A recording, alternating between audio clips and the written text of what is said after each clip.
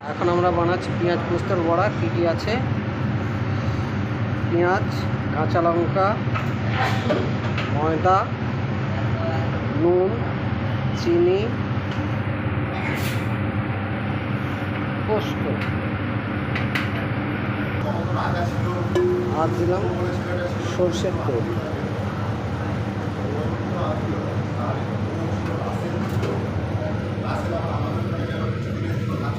এবার এগুলোকে সব মিশিয়ে এরকম করে ফ্রাই হবে। পোস্ত বড়া রেডি। তেলের মধ্যে সব মাখিয়েছি।